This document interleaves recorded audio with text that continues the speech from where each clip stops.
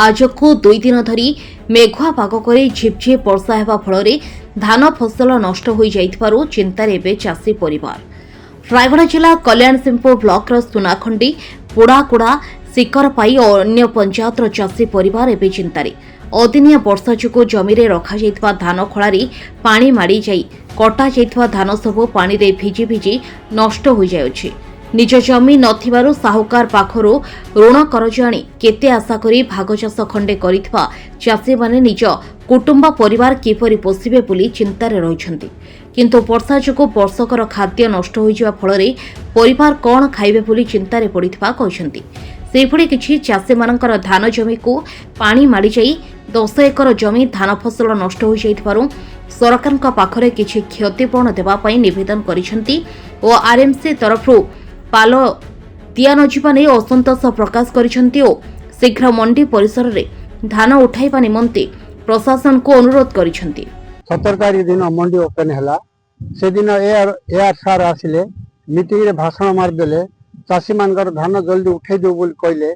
आज पर्यंत lamp target आसिला नहीं धान वर्षा रे आज्ञा तूफान आसते हमको टार्पलिन दियो बोल कहलारू मु टार्पलिन व्यवस्था करी बोले।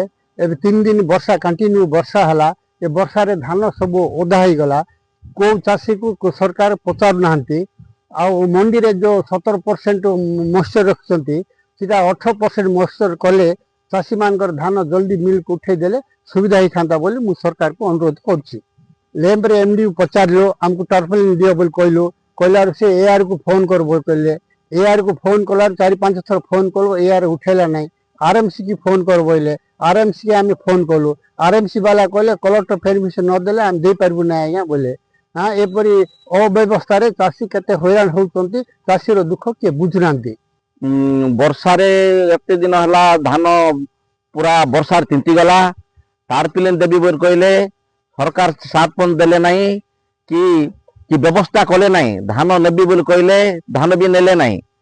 तेणु सरकार जदि एथि प्रति ध्यान देले चाषी धान उठेले मिलु वाला को कहले भल होता। आमे आज की 10-15 दिन हैला शीत काकर रे कुड़िया रे पड़ी को रहीचु वर्षा खाइकिरी आमर गुहारी किए भी शुणु नाहांती। तेणु सरकार एप्रति ध्यान देवा उचित बोली सरकार को अनुरोध करछि। रायगढ़ जिला प्रतिनिधि मालेश कौशल खबर निरपेक्ष न्यूज।